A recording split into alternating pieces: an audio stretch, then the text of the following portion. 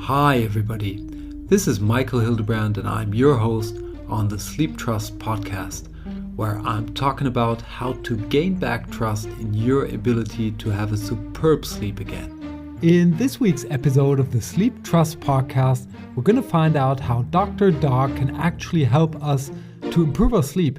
And this is nothing else than a fun way to say that dogs are good for sleep. So what we're going to walk through today is not only how dogs can actually help you to improve your sleep, but also what beneficial aspects they have on your health.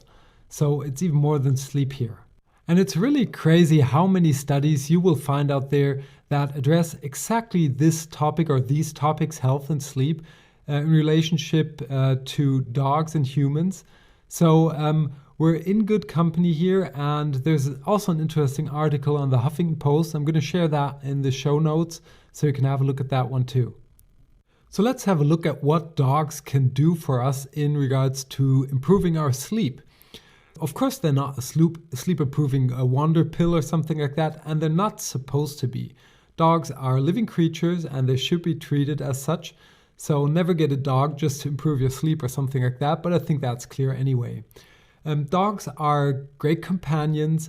They lower loneliness levels. They are known to lower anxiety and stress levels just through their presence and the love that they can give you, the calming effect that they have on you. And these are all things that impact our sleep, or can at least impact our sleep. If we're stressed, if we're anxious, these are typical things that keep so many people from falling asleep. So dogs kind of improve those levels, or kind of improve them in a way that they get lower. And therefore, the side effect will be that we will have a better sleep. And I can completely relate to this. I love dogs to death. I have always loved dogs since I can remember. In my childhood, my grandma always had dogs in her house.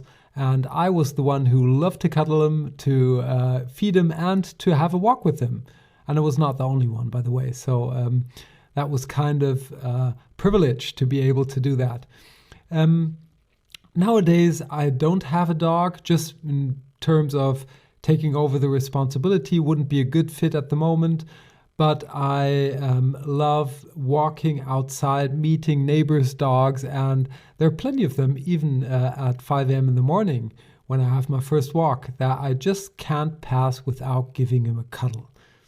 And even nowadays, after that little morning cuddle, I just feel kind of better. So having a dog definitely calms me, and it definitely reduces all the other negative stuff like stress, anxiety, and so on, and is therefore really beneficial. So let's have a look at the facts. According to Gallup, 44% of Americans already have a dog, and this sums up to 90 million dogs, which is kind of a lot. Dogs need somewhere between 12 and 14 hours of sleep a day, and those sweet little cuddly puppies need 18 to 19 hours of sleep. As said before, dogs are known and proven to reduce anxiety and stress levels, and will even improve your sleep if you let them sleep on your bed. Well, at least this is true if you only have one dog. If you have more than one dog, then the disturbances get higher, and then the sleep quality drops at some point. There are also a couple of drawbacks that I want to mention here. In particular, if you are thinking of letting your dog sleeping in your bed, you should keep in mind that dogs can make you sick, that they can bring fleas into your bed, bring dirt into your bed, and that they can also be a potential source for allergies. Probably most of you will have forgotten this after they first cuddle their dog after listening to this, and that's okay too. Just a little personal note before we dig into how a day could look like if you have a dog and where the improvements really kick in. Please be responsible. If you're one of the Americans, in the unlikely case that you're one of the Americans that does not have a dog yet, then think about the responsibilities that you opt into getting a dog, because we are talking about a living creature. It's not a car that you want to give away after half a year or something like that. That will really give a dog an emotional hit, as you can imagine.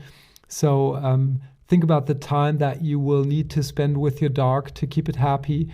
Think about the times when you're working. Do you have a dog pension, a dog sitter, something like that can take care of your dog at daytime?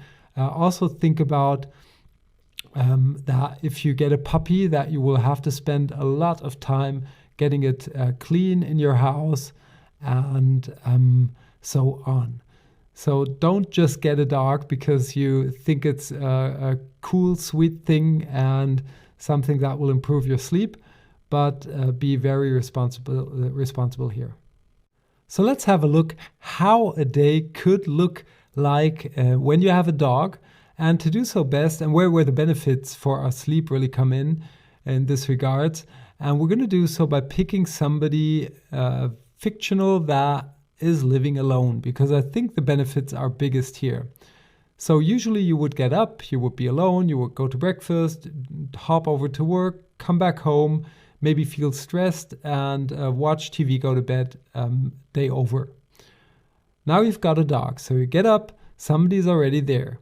He or she, the little dog, will try to lick your face. You're going to say, no, you're not allowed to do that. You're going to give a little cuddle, then you're going to go down, you're going to make breakfast for the dog, you're going to have breakfast on your own, and then you're having breakfast together suddenly, so you're not alone, which is a very good start into the day. And then you will have to go out because your dog has to go to the toilet, so you'll have a little walk, which is further good because you're moving your body now, you're getting into motion.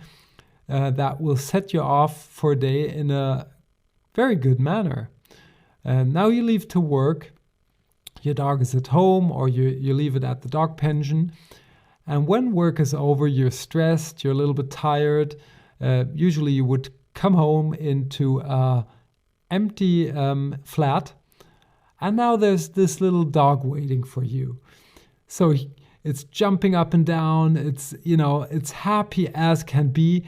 As kids are before Christmas, that's kind of the feeling that dogs can seem to have when you get home again.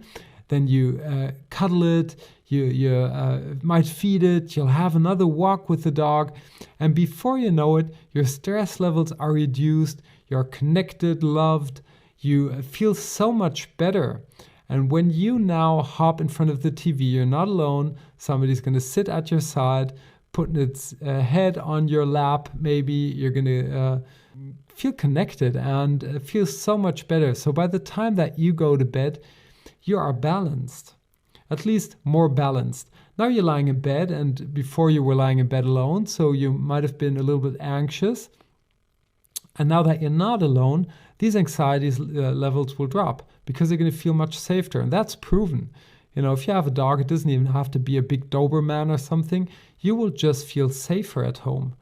And with that feeling, you've got a solid foundation to fall asleep fast and deep. So this is basically, in fast forward, what a dog will do for you. Beside the fact that you're going to gain a new friend, of course, you're not going to be able to have long conversations with him or her, but you know that there's always someone there that will listen to you.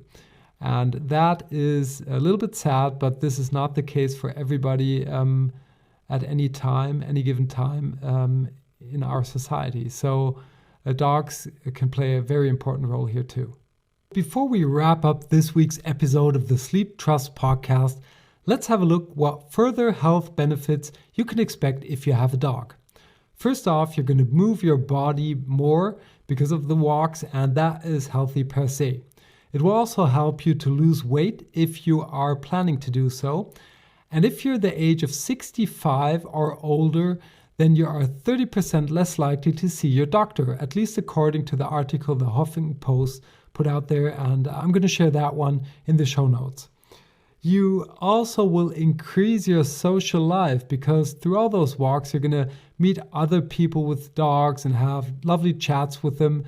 And if you have a dog, you're also less likely to become a depression. So there are a lot of health benefits that go far beyond only improving your sleep quality. And with that, let's wrap up this week's episode of the Sleeptrust podcast. Dogs can improve your sleep quality through reducing your stress and anxiety levels and letting you feel connected and loved. Dogs will furthermore improve your health through bringing you into movement, letting you make new social connections, decreasing the risk of getting a depression, and also decreasing the amount of times you will see your doctor when you're over 65 by 30%. Nevertheless, only consider getting a dog if you are ready to take over all the responsibility that comes with it. And that's it for this week's episode of the Sleep Trust podcast. I hope you enjoyed yourself and that you tune in next week when we are going to talk about natural sleep aids. And until then, have a superb sleep. Hey there, and thanks for listening to the Sleeptrust podcast.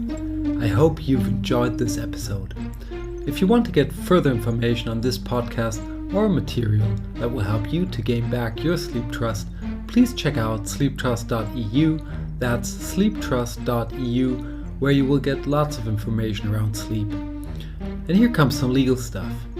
Everything on this podcast is my opinion only, so do not take it as an advice, as I am not a doctor, nor have I considered your personal situation. If you feel that you need medical advice, please consider getting an appointment at your doctor of trust. If you want to give me any kind of feedback on this podcast, feel free to email me at podcast@sleeptrust.eu. I hope you tune in again next week, and until then, have a good sleep.